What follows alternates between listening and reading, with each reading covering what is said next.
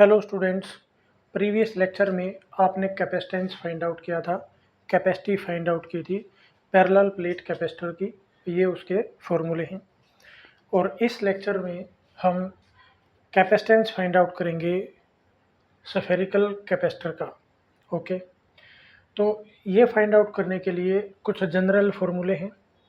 आपको कैपेसिटेंस का फार्मूला पता होना चाहिए। Capacity is equal to ratio of charge to the potential difference. And how you can find the potential difference? That can be calculated using this relation that connect electric field intensity E and the potential. और ये कहता है electric field at any point is equal to negative of gradient of potential. ये differential form है E and V के relation की। अगर मैं इसको इंटीग्रल फॉर्म में लिखता हूँ, it will look like this. Okay, यहाँ पर आप dr लिखें, dl लिखें, वो डिपेंड करेगा कि आपका जो पाथ लेंथ है वो क्या है। ठीक है, लेंथ एलिमेंट है वो क्या है। ठीक है, रेडियल है या कोई अलग है। This is how you can calculate the total charge and this is how the relative electrical permittivity is connected with electrical permittivity of the medium. Okay, and K and relative electrical permittivity, these are same. We can call it dielectric constant also. ठीक है, सो आप मुझे YouTube पे search कर सकते हैं, Ajay Sangwan physics. आप अगर YouTube पे जाके सर्च करेंगे तो आपको मेरे लेक्चर मिल जाएंगे। अभी विदाउट वेस्टिंग टाइम हम स्फेरिकल कैपेसिटर का टॉपिक है उसको स्टार्ट करते हैं। तो स्फेरिकल कैपेसिटर, इस कैपेसिटर को इसलिए बोलते हैं क्योंकि इसकी जो प्लेट्स हैं जिनके ऊपर चार्ज स्टोर करते हैं आप, उनका शेप कैसा होता है, स्फेरिकल होता है। ठीक है, ये देखिए। तो ये जो केस है हमारा, आपने इससे प्रीवियस जो लेक्चर है, ठीक है, उससे भी पहले एक टॉपिक किया था और उसमें आपने कैपेसिटी फाइंड आउट की थी। ठीक है, टॉपिक का नाम था capacity of A spherical conductor. तो यहाँ पर देखिए, इस वाले टॉपिक में और इसमें काफ़ी डिफरेंस है। और डिफरेंस ये होता है, सबसे पहली बात तो अकेला कंडक्टर कभी भी कैपेसिटर नहीं कहलाएगा, लेकिन उसका काम कर सकता है। और अकेले सिंगल कंडक्टर की जो कैपेसिटी है वो कम होती है और कैपेसिटर की कैपेसिटी ज़्यादा होती है। सिंगल कैपेसिटर में भी वही फार्मूला यूज होता है, यहाँ पर भी होगा। और इसके अंदर दो कैपेसिटर होते हैं, दो कंडक्टर होते हैं, दो कंडक्टिंग प्लेट होती है, जैसे यहाँ पे दिखाया गया है। इस वाले केस में हमारे पास कैपेसिटी का रिलेशन आया था 4 pi epsilon node and r is the radius and this is the spherical body, conducting body, its radius is r। और अगर इसके ऊपर आप कोई चार्ज स्टोर करते हैं, ठीक है, तो इसकी कैपेसिटी को आप इस रिलेशन से का यूज करके फाइंड आउट कर सकते हैं। तो यहाँ पे बता रखा है कि जो c है वो size of the conducting sphere के ऊपर डिपेंड करता है, कंडक्टर के साइज पे डिपेंड करता है। चलिए हम अपने टॉपिक पे आते हैं और देखेंगे कि इस वाले केस में, पैरेलल प्लेट वाले केस में और स्फेरिकल कैपेसिटर वाले केस में क्या डिफरेंस है, उनके रिलेशन में क्या डिफरेंस है। तो ये हमारे पास दो प्लेट हैं, ये सेंटर पॉइंट है और जो इनर प्लेट है उसकी रेडियस को मैं r1 मान लेता हूँ और जो आउटर स्फेरिकल प्लेट है उसकी रेडियस को r2 मान लेते हैं। तो यहाँ पे आपको दिख रहा है कि जो r2 है आपका, that is larger than the radius of the inner plate. Okay, अब आप क्या करेंगे, मान लेते हैं कि जो ये वाली प्लेट है, इसको इनर वाली प्लेट है, इसको मैंने दे दिया चार्ज और यहाँ पे प्लस चार्ज है। ठीक है, तो अब इस प्लस चार्ज की वजह से ये जो दूसरी प्लेट है इसके ऊपर इंड्यूस्ड चार्जेज प्रोड्यूस हो जाते हैं। जो इनर प्लेट है उसके, जो आउटर प्लेट है उसके इनर सरफेस पे, ये वाला जो सरफेस है इसके ऊपर नेगेटिव चार्ज इंड्यूस हो जाएगा। ठीक है, तो अब जो इंड्यूस चार्जेज हैं वो इक्वल एंड अपोजिट अमाउंट में प्रोड्यूस होते हैं। तो इसका मतलब पॉजिटिव चार्ज बाहर भी होना चाहिए, लेकिन यहाँ पर भी आपका माइनस क्यू चार्ज होगा और अगर आपने इस प्लेट को पॉजिटिव चार्ज दिया है। अब देखिए, तो यहाँ पर पॉजिटिव चार्ज नहीं दिखाया गया क्योंकि ये वाली प्लेट है, इसकी आपने क्या कर रखी है, ग्राउंडिंग। ठीक है, तो देखिए स्फेरिकल कैपेसिटर, ये कैपेसिटर का प्रिंसिपल है। ठीक है, जब आप इसको इसके नेबरहुड में दूसरी प्लेट रख देंगे विच इज़ ग्राउंडेड तो इसकी कैपेसिटी है वो काफ़ी बढ़ जाती है। ठीक है, अब ये तो हमें पता लग गया कि आपने अमाउंट ऑफ चार्ज कितना दिया है इस प्लेट को। ठीक है, तो नेट चार्ज यहाँ पे देखेंगे अगर आप, तो प्लस चार्ज आपने इनर प्लेट को दे रखा है और आउटर प्लेट पे भी माइनस क्यू चार्ज प्रोड्यूस हो गया। तो यहाँ पर आप देखेंगे एक बात तो कि जो टोटल चार्ज है, टोटल चार्ज ऑन कैपेसिटर, देखिए मैं यहाँ पे बोल रहा हूँ कैपेसिटर, तो कैपेसिटर के ऊपर जो टोटल चार्ज है ना that is equal to 0 plus q and minus q. Total charge कितना हो गया, 0 हो गया। ठीक है, इसका मतलब हुआ कि अगर मैं यहाँ पे गॉसियन सरफेस लेता हूँ, ठीक है, दैट विल इनक्लोज 0 चार्ज, तो आउटसाइड में जो इलेक्ट्रिक फील्ड आएगा वो मेरा क्या आएगा, 0। ओके, ठीक है, so electric field E that is equal to 0 for the region where R is greater than R2, and also if you take the Gaussian surface here where the radial distance that is less than R, तो वहाँ पर भी आपका electric field क्या आएगा, 0 आएगा। तो ये गॉस लॉ की जो एप्लीकेशन है उसमें आप सीख चुके हैं। ठीक है, अब हम ये जो इन दोनों प्लेट के बीच में अगर कोई गॉसियन सरफेस लेते हैं that will enclose plus q charge. ठीक है, तो आपका जो फ्लक्स है that will B non zero, आपका जो इलेक्ट्रिक फील्ड आएगा यहाँ पर इन बिटवीन द रीजन यहाँ पर that will also not equal to 0, ये भी जीरो के इक्वल नहीं होगा। समझ पा रहे हो? अब ये चीज़ आपने क्यों डिस्कस की, क्योंकि आपको टोटल चार्ज फाइंड आउट करना है। ठीक है, टोटल चार्ज तो 0 हो गया, चार्ज ऑन सिंगल प्लेट। ठीक है, this is the magnitude of the charge on A plate and this is the magnitude of the potential difference. Okay, and capacity is always positive. ठीक है, तो यहाँ पे मैं लिख रहा हूँ see this is always positive. ठीक है, तो यहाँ पर एक प्लेट पे पॉजिटिव चार्ज है, एक पे नेगेटिव है, आपको यहाँ पे मोड लेना होता है। ठीक है, तो मैं लिख देता हूँ यहाँ पे चार्ज ऑन आइदर प्लेट। ठीक है, और ये I am writing it magnitude, so this will be equal two plus minus Q है जो भी, इसका मोड ले लिया आपने। ठीक है, तो ये हमारे पास क्यू आ गया। दूसरा आपको फाइंड आउट करना है पोटेंशियल। तो पोटेंशियल के लिए इलेक्ट्रिक फील्ड कहाँ पर नॉन जीरो है वो आपको पता लग गया। अब इसकी वैल्यू क्या होगी वो भी आपको पता होना चाहिए। The electric field E for a region between R1 and R2।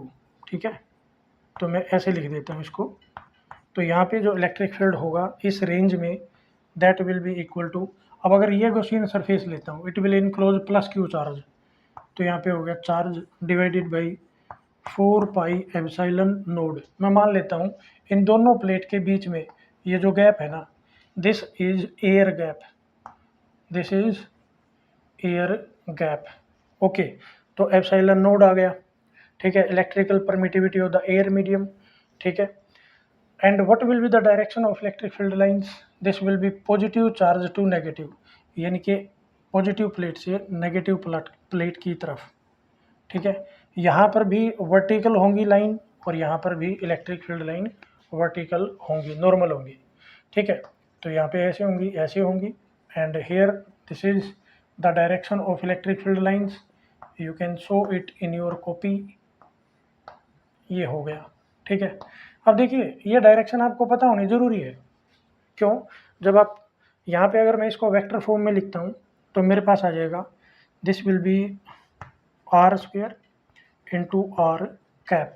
तो ये जो डायरेक्शन है this is plus r cap.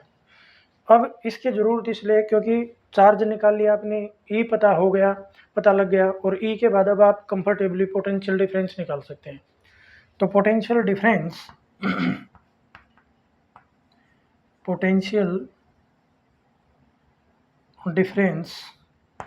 Okay, this will be d v का इंटीग्रेशन कर दिया आपने।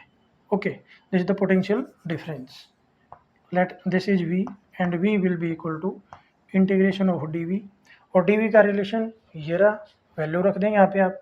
सो this will be equal to v minus integration from जो पहली रेडियस है आपकी इनर प्लेट की रेडियस है वो r1 है और दूसरी की है r2, ठीक है। तो ये r1 है और दूसरी प्लेट की है r2। डन। अब e की वैल्यू सब्स्टिट्यूट करेंगे, this will be q divided by 4 pi epsilon naught, then you have r square, then you have r cap.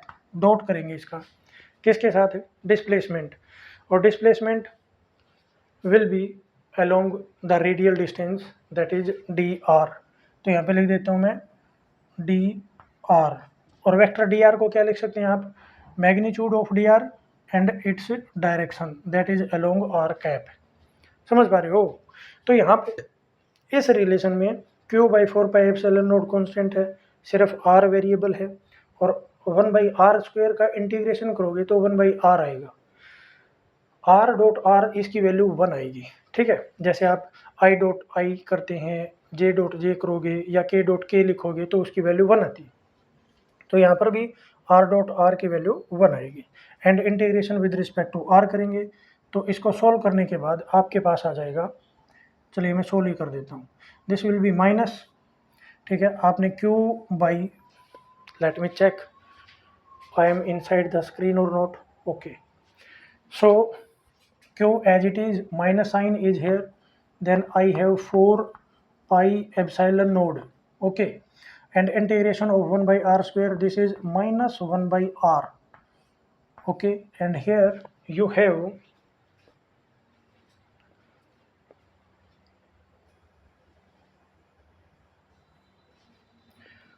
okay, so minus 1 by r and limits of integration are r1 to r2.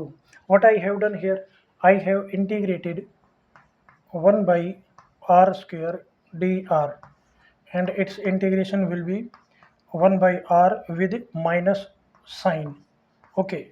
I have written this here, okay. So minus minus plus, and you can write it q by 4 pi epsilon node, and then you have 1 by r2 minus 1 by r1, okay. So this is how you can find the potential difference. Done. Now we are to substitute the value of mod of this potential difference, and you can find the value of C. You will get the relation C will be equal to the charge, it is Q, divided by 4 pi epsilon node. Now this is the charge, total charge, that is Q, Q divided by V. V is Q by 4 pi epsilon node. So let me correct it. This is Q by 4 pi epsilon node, okay. Then you have 1 by r2 minus 1 by r1, okay. If you solve it, then you will get negative value of this, okay. So you have to put the value of mod of this potential difference, mod V, okay, and you are to take basically the positive value. Why it is coming negative, आपको ये सोचना है, because positive plate से negative plate की तरफ जा रहे हो, आप हाइयर पोटेंशियल से लोअर पोटेंशियल की तरफ मूव करोगे when you move along d r, when you move along r cap. So this is the thing. Okay, so don't worry about that. You can take mod of this, you can take mod of this और आप इसको solve करेंगे. ठीक है, you are to substitute the positive value. So this must be the positive value. Q से Q आपका cancel हो जाएगा. And after solving it, you will get C for the spherical capacitor. You will get C is equal to 4 pi epsilon node. You will take LCM and you will get it R1 R2 divided by R2 minus R1 या R1 minus R2, लेकिन इसका mode ले लियो. बस इतना काम कर देना है, बिकॉज जो आपकी कैपेसिटी है वो पॉजिटिव वैल्यू होती है. Okay, so this is the topic. Now again you can see if we substitute, if we fill the region between the plates. मैं कौन से रीजन की बात कर रहा हूँ? Let me show it.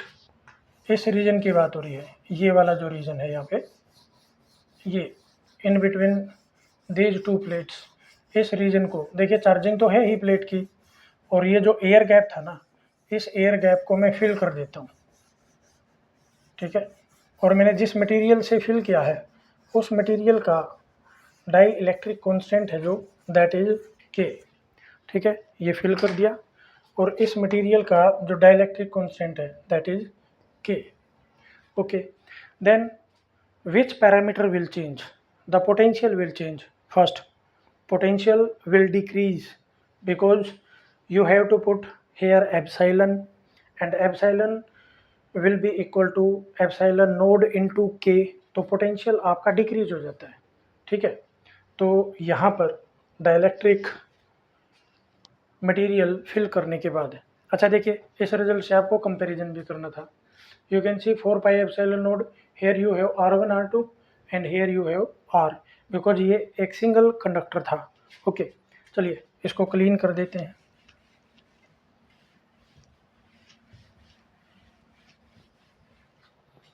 Okay, so now the important case is when the gap between spherical plates is filled with dielectric material. ठीक है, और जो dielectric material है,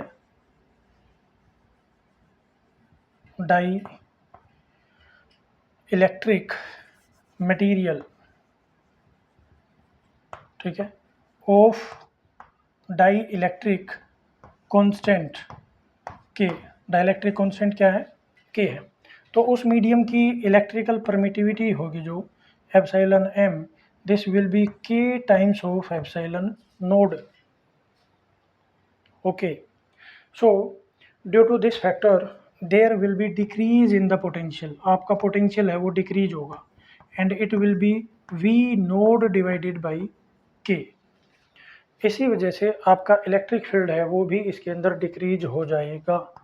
तो electric field that will also decrease by A factor of 1/k.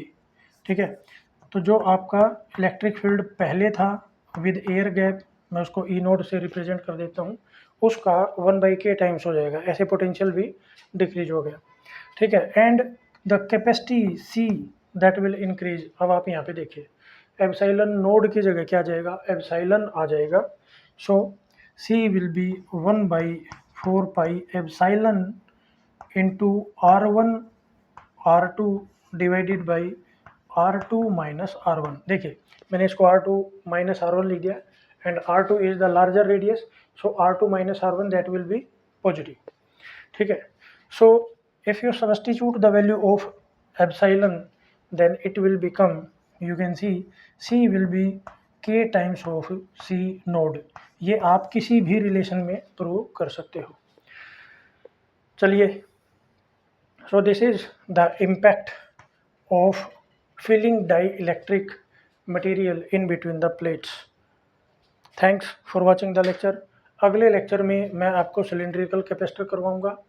यही हमारा pattern रहेगा, इन्हीं फॉर्मूले का हम यूज करेंगे। Thanks for watching the lecture.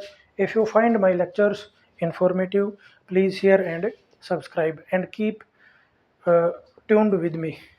Thank you.